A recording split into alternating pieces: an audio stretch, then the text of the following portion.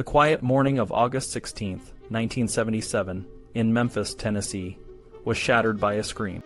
Ginger Alden, Elvis Presley's girlfriend, had just knocked on the bathroom door of Graceland, the mansion where the king of rock and roll lived.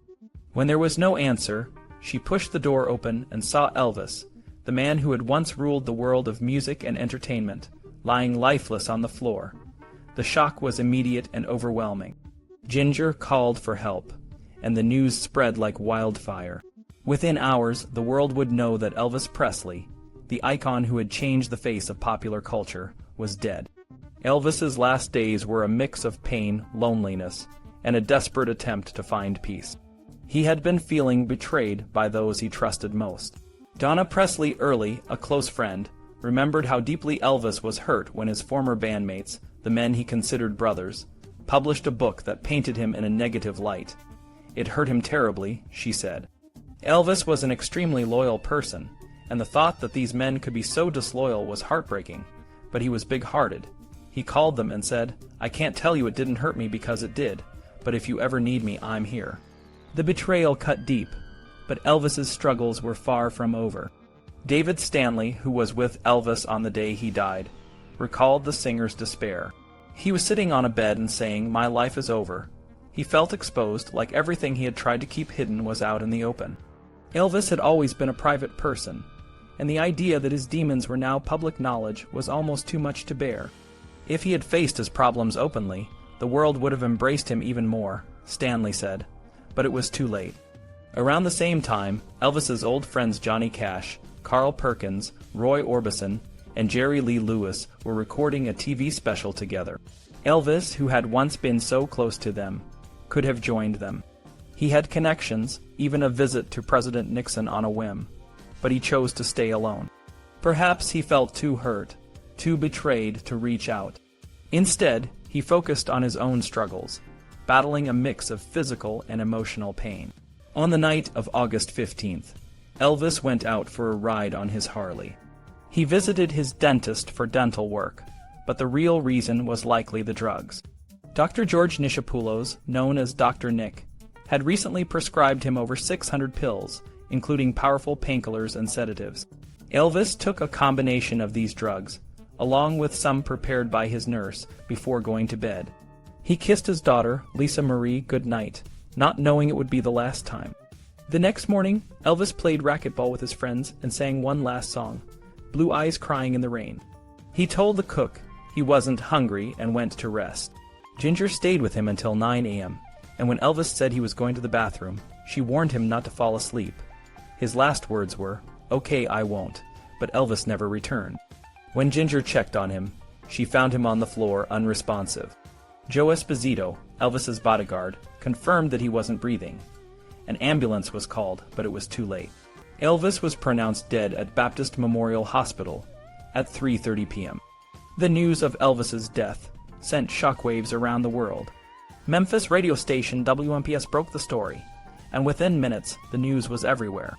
The official cause of death was listed as cardiac arrhythmia, but the truth was more complex. An autopsy later revealed that Elvis's bowels were blocked by a clay-like substance, and it was believed that he had died from a heart attack brought on by severe constipation. Dr. Nishapoulos later claimed there was no drug abuse, but many doubted his statement. Elvis's death left a void in the hearts of his fans. On August 17th, thousands of mourners lined up to see Elvis lying in state at Graceland. Many didn't get to see him, and scuffles broke out. Over 100 fans fainted from the heat. The outpouring of grief was unprecedented, setting a new standard for how the world mourns its icons. Celebrities and politicians expressed their sadness. President Carter said, "Elvis' death deprives our country of a part of itself. He was unique and irreplaceable." Bruce Springsteen, who had tickets to see Elvis at Madison Square Garden, said, "It was like somebody took a piece out of me." Even the British press, which had often been critical of Elvis, recognized his impact.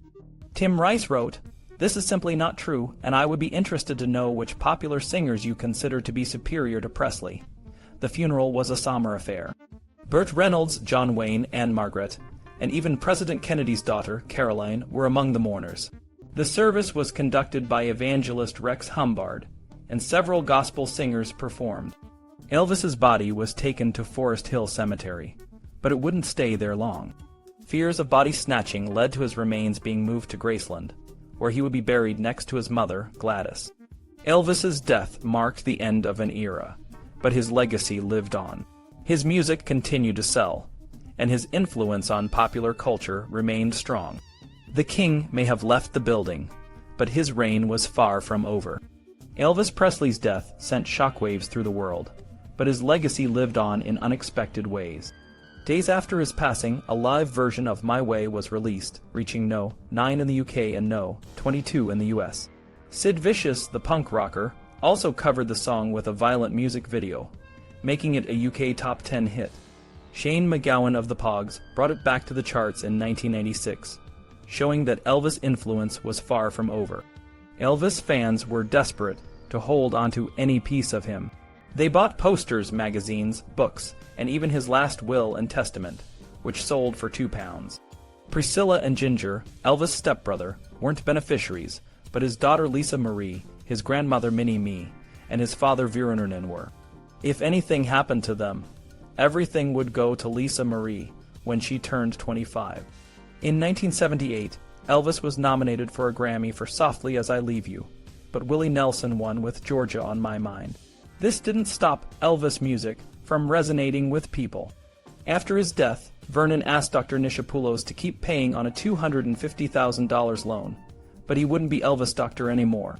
The autopsy showed Elvis died from heart problems and an enlarged liver, but traces of dangerous drugs were found in his system. Dr. Nishapoulos faced legal trouble for prescribing so many drugs, losing his medical license in 1995. Elvis' death didn't just affect his family. It sparked a whole industry of impersonators. These were people who dressed like Elvis, sang his songs, and kept his memory alive. Freddie Starr, a British comedian, did a spot-on impression and even got Elvis approval. Andy Kaufman, an American comedian, also did Elvis impressions, but for laughs. Colonel Parker, Elvis' manager, saw the impersonators as a threat at first, but later used them to keep Elvis' name in the spotlight. He created a show called A Tribute to Elvis, with Alan Mayer performing, which was a huge success. Even today, Elvis impersonators are everywhere. In Liverpool, Chris Clayton is known for his impressive performances, and in Merseyside, a cleaner named Billy, who dressed as Elvis, tragically died. Despite the sad story, many impersonators are genuine fans who want to honor Elvis' music and legacy. The idea that Elvis might still be alive has been a popular myth. People claim to see him in restaurants, stores, and even on farms. Some were serious, while others were just having fun. Songs like Kirsty Mac Calls, There's a Guy Works Down the Chip Shop Swears He's Elvis, played into this idea. Jimmy Webb wrote a song called Elvis and Me, imagining what it would be like if Elvis were still around. Elvis' death also had a big impact on his family. Lisa Marie, who was just a child, needed the courts to protect her interests. Colonel Parker tried to keep managing Elvis' legacy, but the courts said no. Priscilla, Elvis' ex-wife, took over until Lisa Marie was old enough. Vernon, Elvis' father, died in 1979 and was buried between Elvis and Gladys at Graceland. Elvis' death may have been a shock, but his influence continues to inspire new generations. Whether through his music, his impersonators, or the myths that surround him, Elvis Presley remains a cultural icon. David Stanley shared a unique insight into Elvis Presley, emphasizing his incredible sense of humor and charisma. According to Stanley, Elvis and his father, Vernon, shared a love for making jokes, but that was about the only thing they had in common. Elvis was a one-of-a-kind figure, and no one could quite compare to him. His presence was so powerful that David could tell when Elvis was at Graceland, just by the energy in the air. Elvis' grandmother, Minnie Mee, was a constant presence at Graceland, often seen enjoying a snuff while the family gathered. When Elvis passed away, his will left his estate to Minnie Mee, Vernon, and his daughter, Lisa Marie. Colonel Parker, who managed Elvis' career, received nothing, perhaps because Elvis felt that Parker already had his soul. After Elvis' death, there were many who claimed a connection to him. Elvis Aaron Presley Jr., for example, claimed to be Elvis' love child with actress Dolores Hart, However, these claims were often disputed. Priscilla Presley, Elvis' ex-wife, became a key figure in managing his estate. She won a legal battle that allowed the Presley estate to control Elvis' image, a significant victory that ensured the continued commercial success of the Elvis brand. Priscilla transformed Graceland into a major tourist attraction, preserving Elvis' legacy and creating a place where fans could connect with the king of rock and roll. Colonel Parker, who played a significant role in Elvis' life, faded from the scene after Elvis' death. He didn't take on any new clients, but occasionally appeared in public, always speaking fondly of Elvis. Parker's personal life took a surprising turn when he married his much younger secretary, Lone Miller. Despite his declining health, Parker remained a familiar face at Elvis events until his death in 1997. The members of the Memphis Mafia, Elvis' inner circle, went on to have diverse careers. Red West became a Hollywood actor, Sonny West worked as a stuntman, Jerry Schilling managed tours for other artists, and Joe Esposito worked with the Bee Gees and Michael Jackson. Priscilla Presley's life also took new turns. She pursued a career in acting, appearing in popular TV shows and movies, and even tried her hand at pantomime in the UK. Lisa Marie Presley, Elvis' only child, had a series of high-profile marriages, including to Michael Jackson and Nicolas Cage. She also pursued a career in music, releasing several albums and touring. Despite her fame, Lisa Marie faced financial challenges and personal struggles, but she remained a dedicated custodian of her father's legacy. Graceland, Elvis' beloved home, became a major tourist attraction. The estate, now owned by a large corporation, has expanded to include a resort and various Elvis-themed attractions. Visitors can see Elvis cars, the Jungle Room, and other memorabilia, but some areas, like his bedroom, remain off-limits. The tourist experience at Graceland has been both celebrated and criticized, with some seeing it as a shrine to Elvis and others as a commercial enterprise. Elvis' influence extends beyond Graceland. Sun Studio, where Elvis recorded some of his early hits, has been restored and is now a working studio and tourist site. In Las Vegas, Elvis impersonators are a common sight, often presiding over weddings and other events. The city has embraced Elvis' legacy, using his name and image to draw visitors. For fans like Mick O'Toole, visiting Graceland is a dream. Mick, a devoted Elvis fan, hopes to visit Graceland and perhaps even leave his ashes there as a final tribute. The idea of a fan's ultimate journey to Graceland captures the enduring appeal of Elvis Presley, a figure whose life and legacy continue to captivate people around the world. Alvin Stardust got a phone call right after Elvis Presley died. The caller asked if Alvin wanted to play in a show about Elvis. Alvin was furious. He hung up the phone, saying he would never be part of something so disrespectful. But he eventually went to the Astoria to see the show.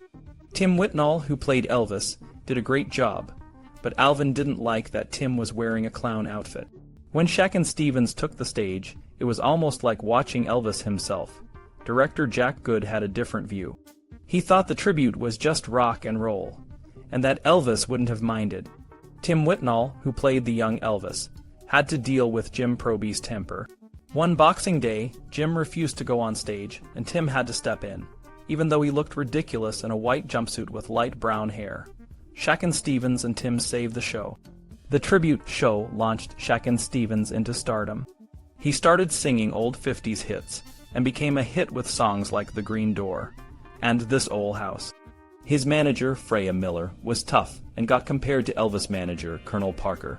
In 1979, a movie called Elvis the Movie came out. It was supposed to tell Elvis' story, but it was a mess. The actors were terrible, and the film felt cheap. Kurt Russell played Elvis, but he was just miming to Ronnie McDowell's singing. The film had a longer version shown on TV, but it wasn't much better.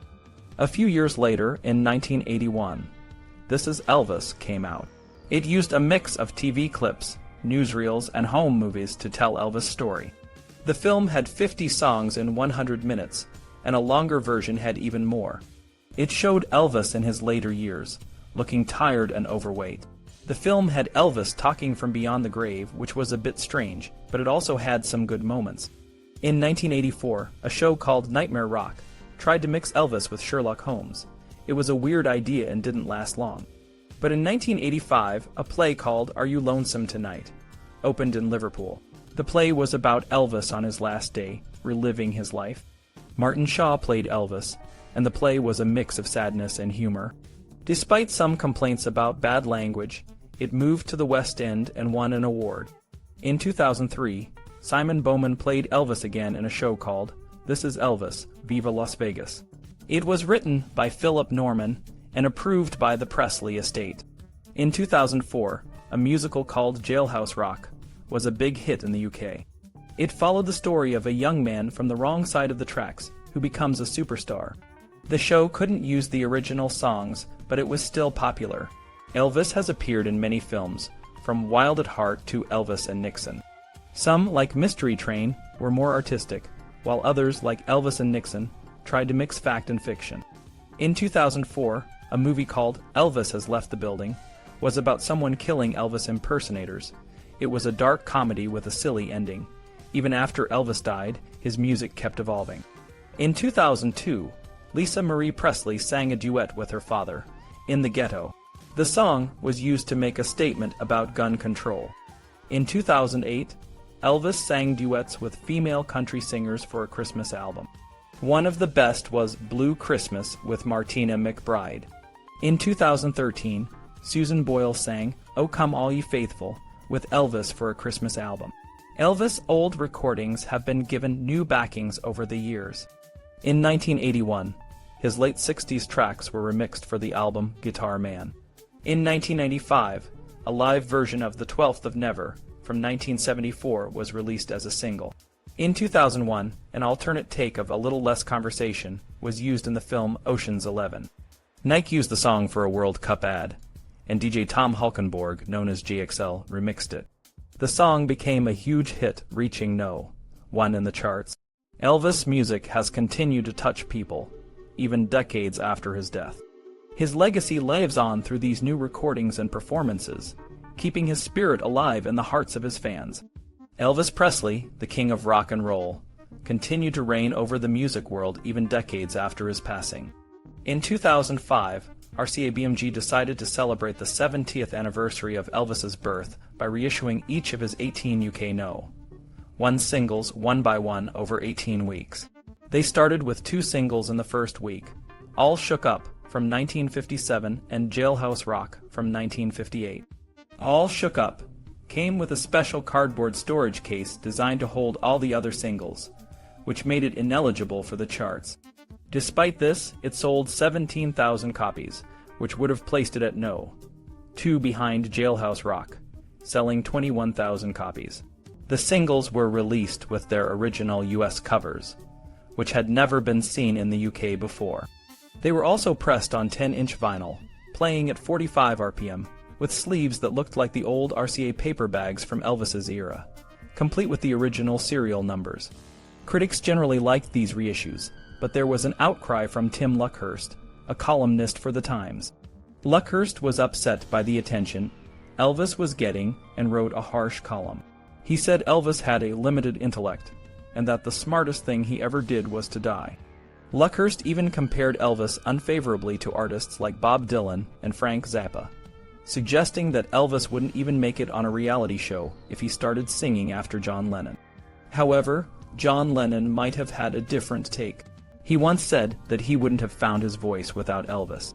Elvis's raspy vocals on Jailhouse Rock might have inspired Lennon's performance on Twist and Shout.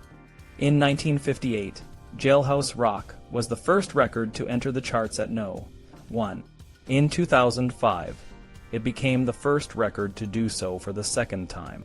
It stayed at the top for a short while before being replaced by One Night, Elvis's third UK No. 1. One Night was special because it became the UK 1000th No. 1 single, and Elvis was the first artist since John Lennon to replace himself at No. 1. Elvis's reissued singles continue to do well. It's Now or Never reached No. 1, and all the reissues made it to the top 5. Fans were paying full price for these reissues, even though Elvis's films and CD compilations were being given away for free with weekend newspapers. In 2006, a 50th anniversary reissue of Heartbreak Hotel almost topped the Australian singles chart. However, the celebration was marred by the demolition of the Nashville studio, where Elvis recorded many of his hits to make way for a parking lot. Despite this, the impact of Elvis's music continued to be felt. In 2007, there was another series of reissues, this time featuring 18 of Elvis's greatest singles, excluding his UK No. 1. The first single, Heartbreak Hotel, was again ineligible for the charts, but the subsequent singles all made it to the top 20. It seemed that the same 5,000 people were buying each single every week. During this period, a song called My Baby Left Me, issued by the Memphis Recording Service, also made it to the top 20. This company specialized in releasing out-of-copyright recordings, which meant they didn't need permission or pay royalties to the record companies for Elvis's early hits. Elvis's influence extended beyond music sales. In 2017, calendars featuring Elvis outsold those of contemporary stars in the UK, with Elvis placing 5th. This suggested that Elvis had fans of all ages, not just older generations. Elvis, or rather Dead Elvis, even went on tour. In 1998, a concert series featuring Elvis on film and live musicians began, and in 1999, Elvis's first European tour took place. The shows featured a light show, original band members, a 16-piece orchestra, and Elvis on film singing live. The technology was so advanced that it felt like Elvis was really there. The audience would stand, applaud, and scream for someone who wasn't physically present. One of Elvis's former band members, Ron Tutt, said that the experience was indistinguishable from playing a real Elvis gig. The shows were so successful that they continued, with tours based on Elvis's symphonic albums, like If I Can Dream and The Wonder of You, hosted by Priscilla Presley. Elvis's legacy is not just about the music, but also about the cultural impact he had. Carl Perkins, a friend and fellow musician, once said that people often ask when the Elvis thing will die. Perkins's response was always the same: "Why do you think it ever will? It will not." Elvis gave the world what it needed at the time. He was handsome, moved with grace, and his performances were a blend of motion and art. His influence continues to be felt, and his music remains as powerful as ever. Elvis Presley, the king of rock and roll, has a rich history of music that has captured the hearts of fans around the world. From his early days at Sun Records to his legendary status with RCA, Elvis released a string of hits that defined the music of the 1950s and 1960s. Let's dive into some of his most iconic singles and EP, exploring how they fared on the charts and the impact they had on the music scene. Elvis started his career at Sun Records in Memphis, Tennessee, where he recorded some of his most influential songs. His first single, That's All Right Mama, backed with Blue Moon of Kentucky, was a breakthrough hit, especially in the South. This record showcased Elvis's unique blend of country, blues, and rockabilly. Another notable Sun single was Baby Let's Play House, which reached No.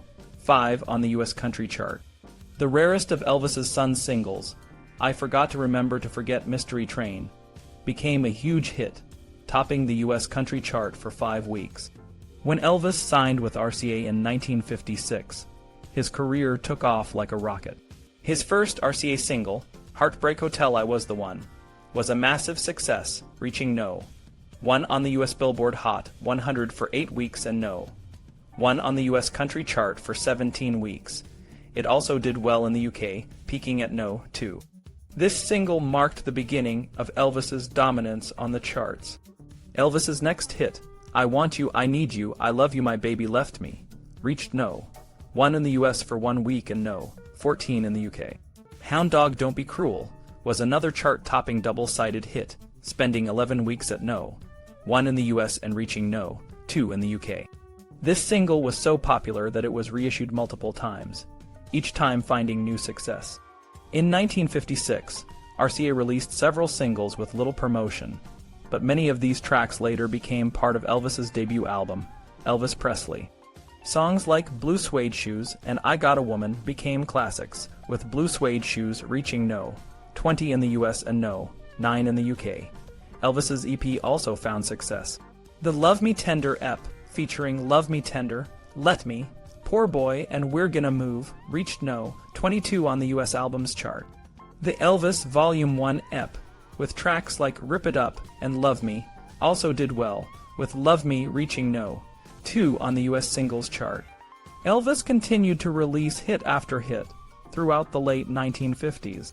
All Shook Up spent 9 weeks at No. 1 in the US and 7 weeks at No. 1 in the UK.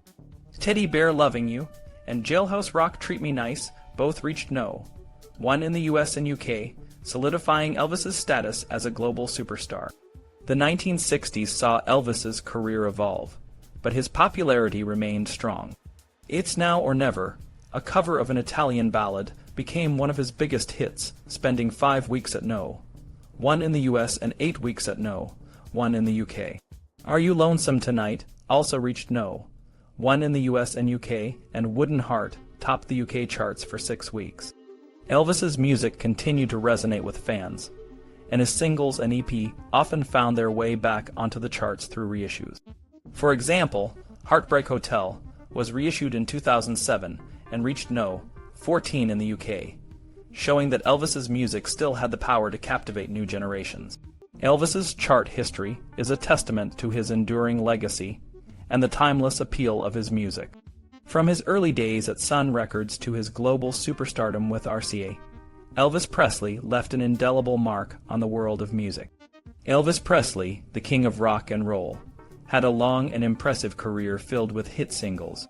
His journey through the music charts tells a story of his evolving sound and the enduring love of his fans. Let's dive into some of the key moments in his career. In 1961, Elvis released Can't Help Falling in Love and Rock-a-Hula Baby. These songs became huge hits, reaching No. 2 in the US and topping the charts in the UK and Australia. The twist on Rock-a-Hula Baby was a fun addition, making it a twist special. The next year, Good Luck Charm and Anything That's Part of You were released, with both sides of the single becoming chart toppers in the US, UK, and Australia. Elvis' EP also found success. The Follow That Dream EP, released in 1962, included tracks like Angel and What a Wonderful Life, and the title track even made it to No. 15 on the US singles chart. The Kid Galahad EP, also from 1962, featured songs like King of the Whole Wide World and This Is Living, and it was a hit in the UK EP chart. Throughout the 1960s, Elvis continued to release chart-topping singles.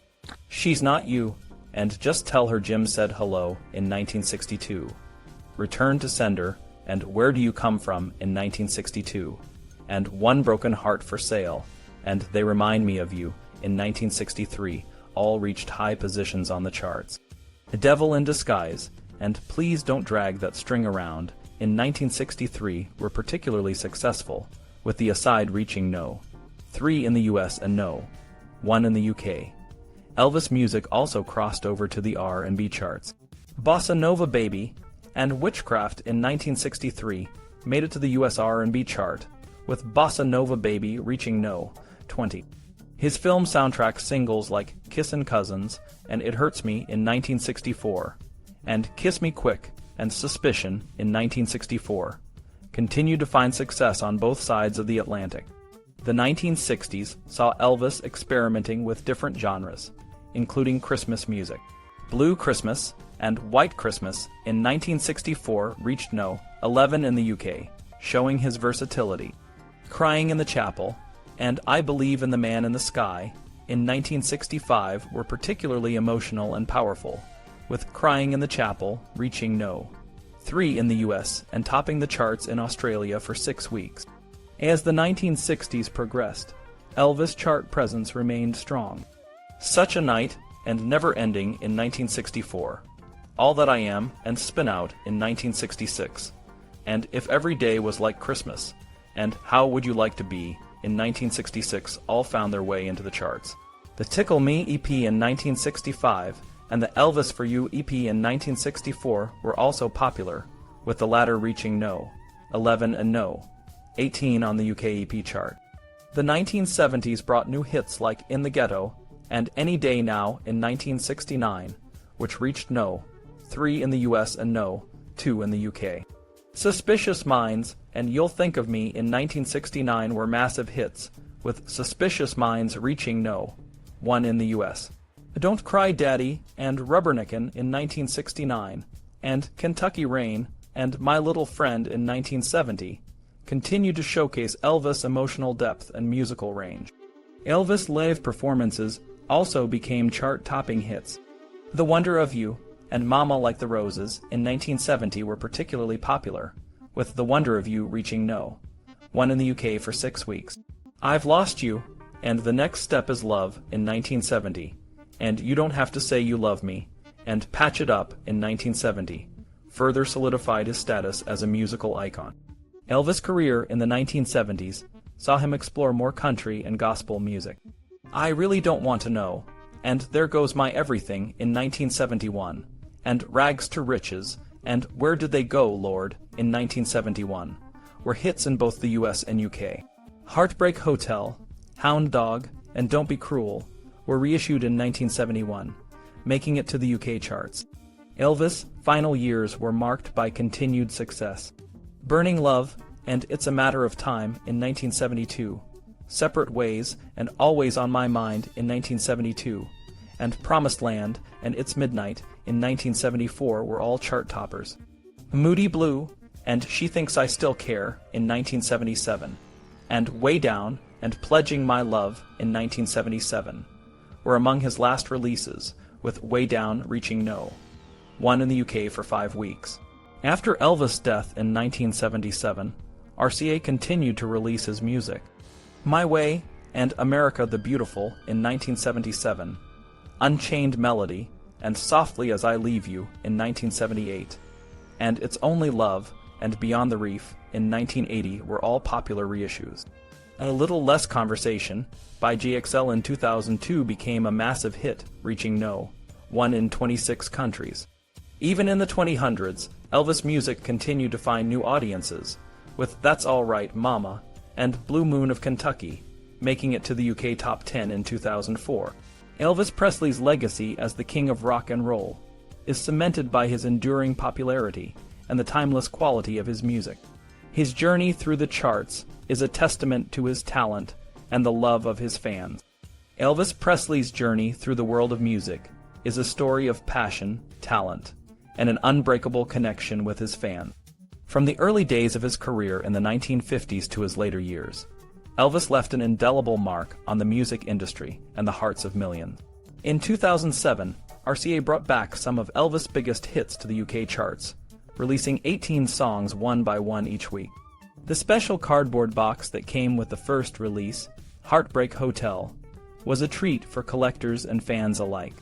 Elvis albums from the 1950s and 1960s are a testament to his versatility and the timeless appeal of his music. His first album, simply titled Elvis Presley, hit the US charts at #1 and stayed there for 10 weeks. It featured hits like Blue Suede Shoes and I Got a Woman, which became instant classics. In the UK, the album Rock and Roll also topped the charts, showing Elvis' global impact. Elvis' Christmas album, released in 1957, was another massive success, blending traditional carols with his unique style. Songs like Blue Christmas and Santa Claus is Back in Town became holiday favorites.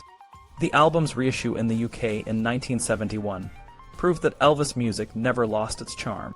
Throughout the 1960s, Elvis continued to release albums that showcased his range. Elvis is Back in 1960 marked his return from the Army, and songs like Fever and Reconsider Baby showed he hadn't lost a step. The album GI Blues also topped the charts, with Wooden Heart becoming a hit in Europe. Elvis movie soundtracks like Blue Hawaii and Girls, Girls, Girls blended his music with the fun and adventure of his film roles. Blue Hawaii in 1961 featured the timeless Can't Help Falling in Love, which has become one of his most beloved songs. In the mid-1960s, Elvis released albums like Elvis for Everyone and Harum Scarum, which included a mix of ballads and upbeat tracks. These albums highlighted his ability to connect with audiences through both his voice and his personality. Elvis' spiritual side was also a significant part of his music. Albums like His Hand in Mine and How Great Thou Art showcased his deep faith and powerful voice on hymns and gospel songs. How Great Thou Art in 1967 featured the title track, which became a signature song for Elvis. The 1968 TV special, Elvis, was a turning point in his career. It brought him back to his roots with high-energy performances of his classic hits and new material. The album from the special included memorable medleys and the powerful "If I Can Dream." In the late 1960s and early 1970s, Elvis music continued to evolve. From Elvis in Memphis, in 1969, featured hits like "In the Ghetto" and "Suspicious Minds," which became some of his most iconic songs. The double album, From Memphis to Vegas, From Vegas to Memphis, captured the energy of his live performances, showing that Elvis was still a force to be reckoned with on stage. Elvis' legacy is more than just his music. It's the way he changed the landscape of popular culture. His influence can be heard in the work of countless artists who followed him.